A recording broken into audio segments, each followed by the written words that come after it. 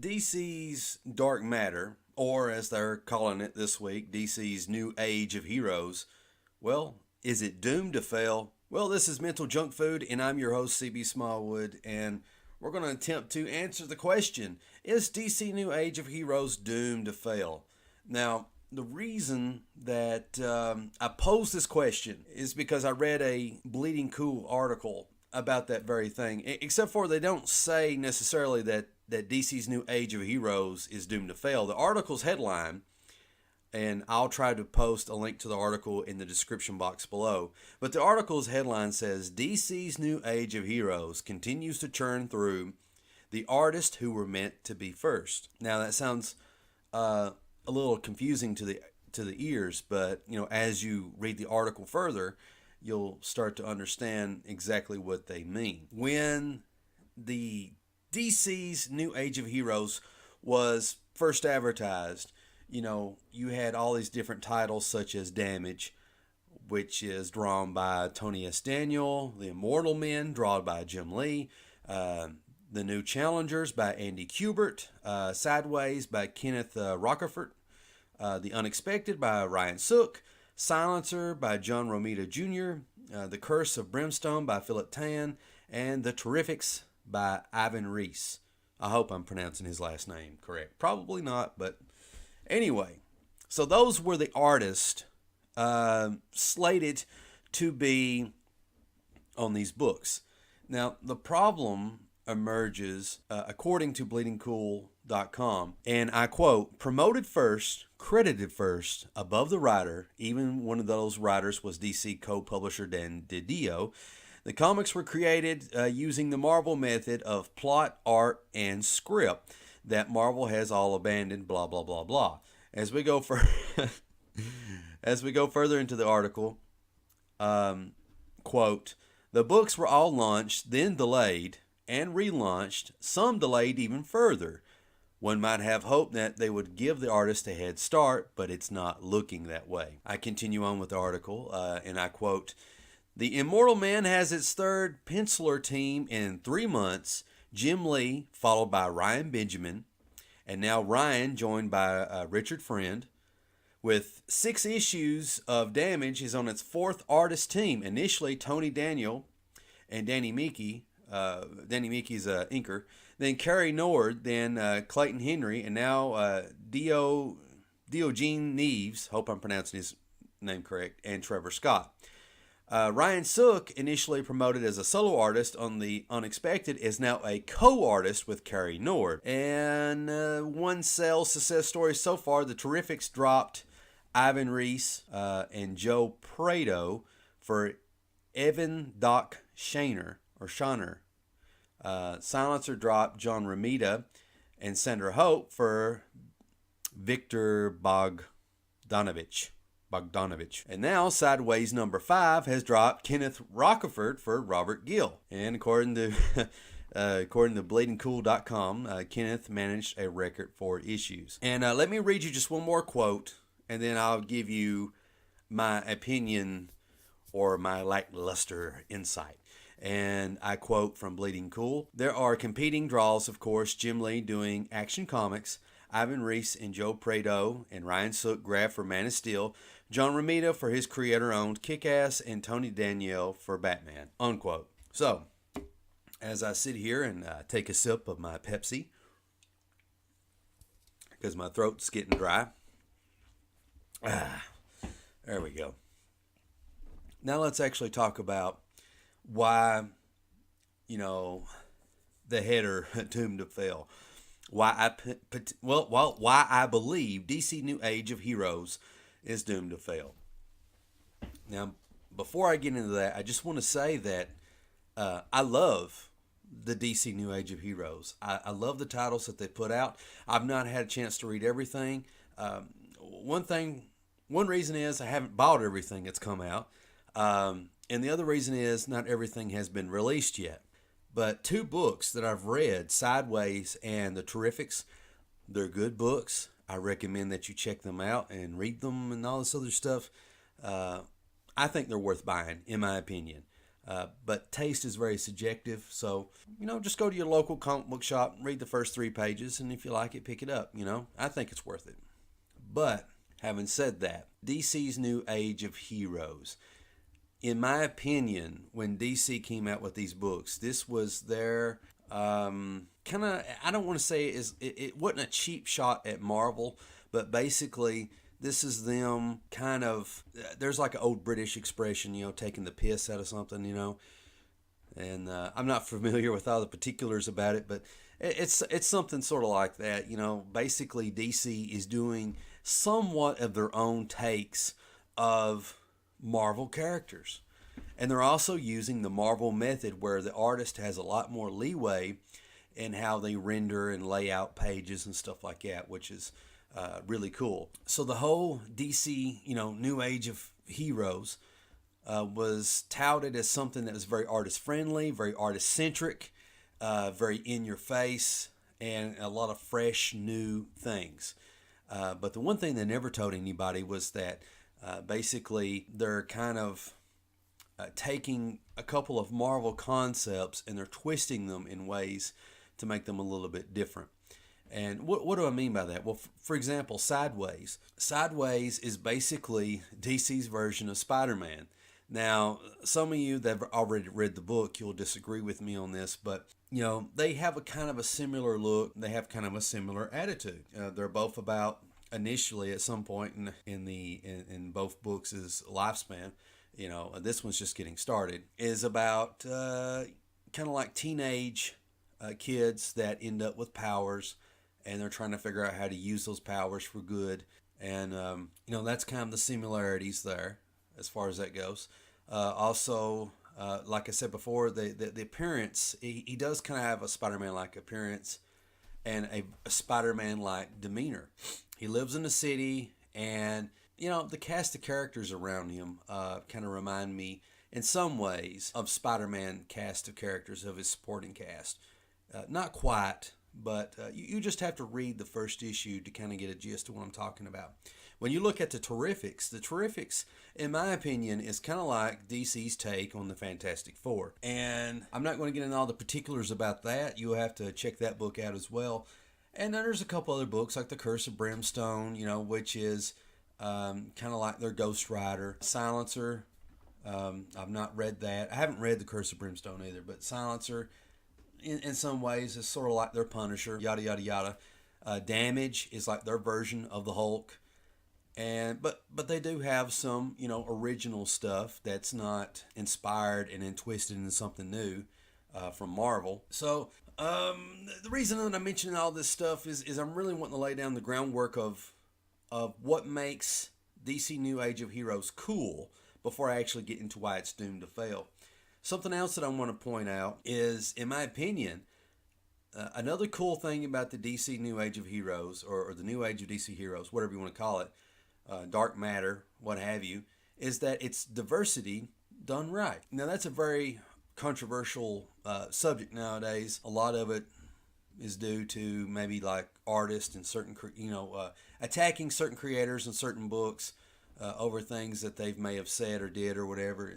And that's not something I really want to do or get into. What I do want to focus on is basically the idea of diversity done right, and DC has done it with the New Age of DC Heroes.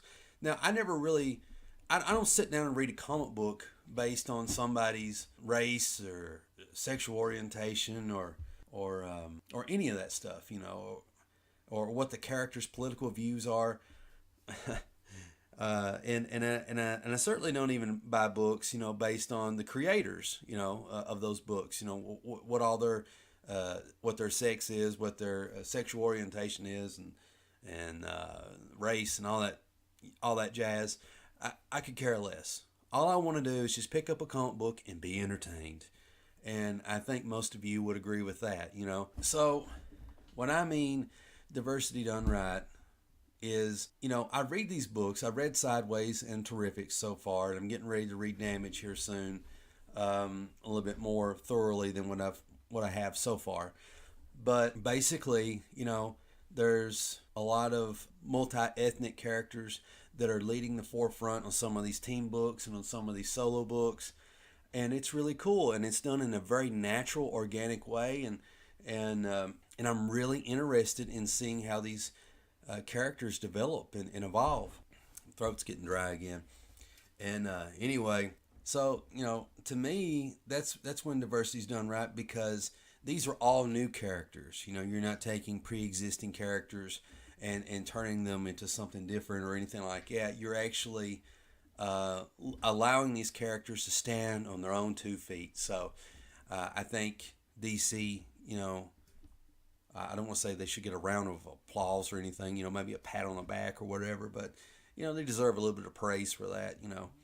And again, I think that in a way is kind of like a little bit of shot at Marvel, because they're like, haha, Marvel, this is how you do it. Now that I've got the 2 little bits out of the way, the first bit being about the new age of DC heroes being basically inspired by Marvel characters, and then the second bit about how I believe that the new age of DC heroes is diversity done right. And these are really good reads so far that I've read, and I recommend you check some of these books out and see for yourself. Now, having said that, let's actually talk about the thing, the header of the story, which is DC New Age of Heroes, is it doomed to fail?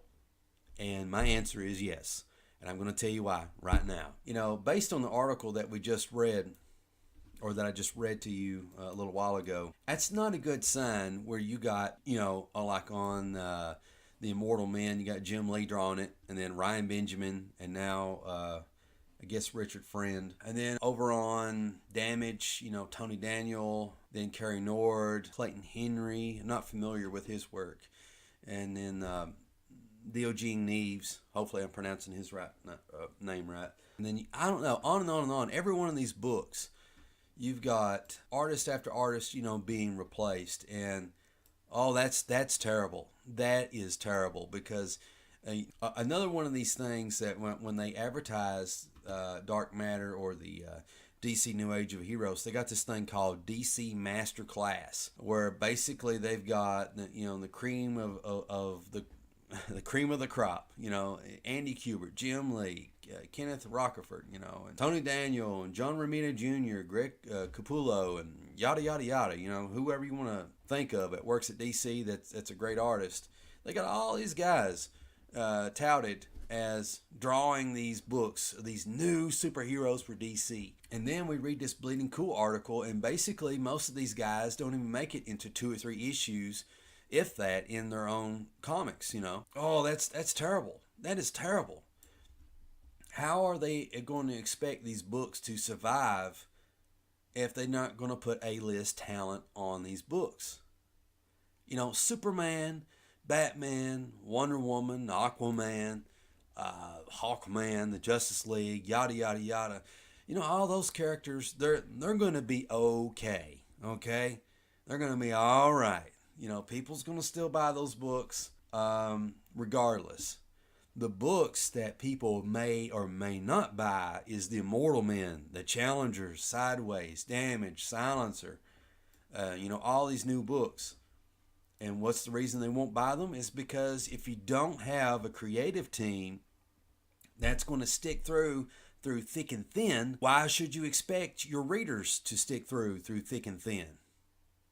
I mean, it's stupid. I mean, I'm not trying to irk nobody, but, I'm just saying it's stupid. What happened to the days when you would have a creative team on for at least 12 issues, which if an issue was released every month, that's a year. You would keep the same creative team on a book for at least a year. And it's not just DC that struggles with this, it's Marvel and a lot of other publishers, but the big 2 publishers, Marvel and DC, they struggle so bad with keeping the same creative team of artist and writer on the same book for a whole year, especially with artists. And it's just bad. It's just bad. And this is a bad sign, folks. Troubling sign. And Speaking of Batman, Wonder Woman, Aquaman, and all the classic, iconic, legendary characters owned by DC Comics, you know why, in my opinion, that Jim Lee, Tony Daniel, and all these guys, John Romita Jr., yada yada yada, all these big wig artists. You know why they're not sticking with these books for New Age of Heroes? It's because, in my opinion, and I'm not trying to blame this person, but Brian Michael Bendis, the big superstar writer over at formerly of Marvel, he's come to DC and they're wanting to capitalize on his ideas and his enthusiasm. And so they're wanting to team him up with a lot of superstar artists. And so I guess I am sort of blaming him, but I don't mean it in a malicious way. But I do believe that they are pulling their resources from the new age of heroes, and they're going to start pouring it into the Superman books that Bendis is going to be working on. And it's a shame.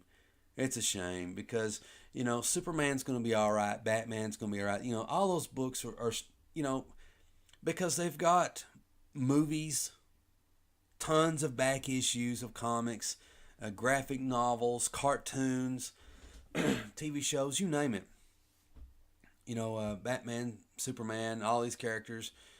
They've got all this stuff to make sure that people are aware that they're not going away and all this other stuff. But these new heroes that they've created, the Immortal Man, New Challenger, Sideways Damage, Silencer, and so forth and so on, they don't have that. Okay?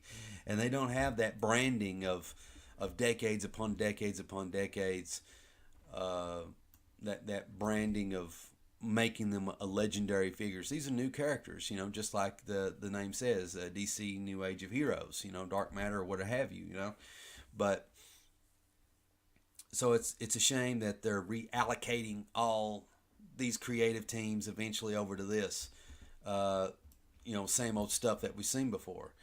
And, I mean no disrespect to these legendary characters and stuff like that, but like if you're going to build something new, you got to really invest in it. And speaking of creative teams staying on a book for at least a year or so, that reminds me of Marvel when they put out the 2099 books, which those were awesome books. I mean, they're not like mind-blowing or anything like that, but they were just fun reads. Like, for example, you had X-Men 2099, Spider-Man 2099, Ghost Rider 2099, Punisher, which was, that never really caught on with me, 2099, and on and on it goes. Just think of whatever Marvel characters that tickle your fancy. They had a 2099 title at one point or another. But the point of bringing up the 2099 franchise was, for example, like on X-Men 2099, you had Ron Lim, and he drew like a gazillion issues of X-Men 2099. I think Rick Leonardi, I could be wrong, he drew a bunch of issues of Spider-Man 2099. And then you had, I think it was Chris Bachalo. Is that how you pronounce his name? Bachilo? Is it Chris Bachilo? Well, you know who I'm talking about. He draws X-Men on and off nowadays, and also he did Doctor Strange not long ago either. But he did like maybe like 5 or 6 issues of Ghost Rider 2099, give or take. But that's still better than what a lot of artists do nowadays. And that's the way to build and establish a brand. Like for example with Ron Lim being on X-Men 2099 for many, many, many issues. I remember him, gosh, I can't remember how many issues he drew X-Men 2099, but he did a lot. But that's how you do it. And that's what DC New Age of Heroes needs to do. They need to get these artists, these writers to sign a contract. And it's mainly an artist problem. They need to get them to sign a contract to stay on these books for 12 consecutive issues or 12 issues. Or these books are just not going to make it. And I don't know. It's just a lack of faith, a lack of sincerity on DC Comics' part. Because, listen, when DC Comics bought Wildstorm Studios, you remember Wildstorm Studios? It used to be part of Image Comics. And Jim Lee was the founder of Wildstorm Studios, and they had characters like Grifter and the whole team of Wildcats, Deathblow, Gen 13. Oh man, he had a whole plethora of characters. When DC bought Wildstorm, which in my opinion, the whole reason they bought Wildstorm was just to get Jim Lee. I think they could care less about Wildstorm properties. What did they do with them? Now, to be fair, DC did publish some issues of Wildcats. They may have published some Stormwatch issues and a couple of things here and there. And then, recently, I do think they tried to make a go of doing something with Grifter. But again, it all falls down to the insincerity on DC's part of investing in new characters because they're not interested in it. They have all these Wildstorm characters and they do nothing with them. They don't put A-list artists and A-list writers working together on these books for 12 consecutive issues, for 24 issues for like 2 years, give or take. They don't do anything to do anything with these properties. At one point, Gen 13 was one of the hottest things going around, and it still could be again, with the right creative team, but they do nothing with it.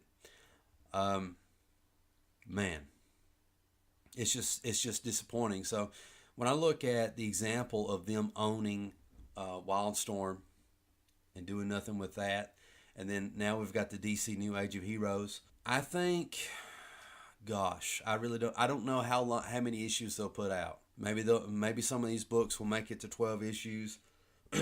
Maybe some of them will make it to 20. I really don't know. I think a lot of these books, and then eventually maybe even the entire line of books will be canceled. Some of these characters will be absorbed on certain teams. You may see some of them on JLA, or some of them end up being villains at one point. Who knows? They'll basically be turned into more of a backdrop. And it's a shame. I think of other characters that DC's created over the years that they've kind of just, that they've kind of just done the same thing with, like what they've done with Wildstorm. For example, you got Ray. You remember the Ray? That was an interesting character. And then you had Azrael. Gosh, there's a lot more than that, that were actually created in-house. And, those books could use a relaunch. But again, it all comes down to creative teams and investing in those characters, instead of treating them like third stringers, because that's what I'm seeing here. And that's what I'm disappointed about. Because the books I've read, they're really good. I mean, they're not like super awesome. Don't get me wrong.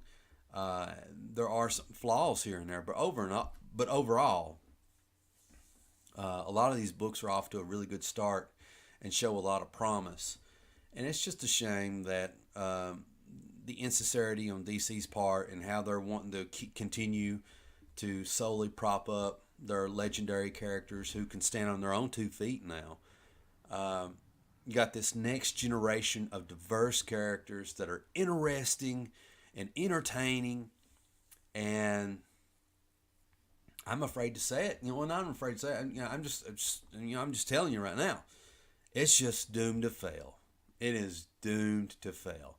So I've talked on here for quite a bit. I apologize, but anyway, if you enjoyed this video, please remember to give it a thumbs up. If you have not subscribed or followed yet, please do so now, so you can be kept up to date to all my latest videos. So the question is, do you think that DC's New Age of Heroes, do you think those books are doomed to fail in the long run? Do you think that they're actually going to succeed and do really well? I mean, what are your thoughts? Do you agree or disagree? Please let me know down in the comment section below. I appreciate you checking out this video, and I will see you, my friends, in the next video.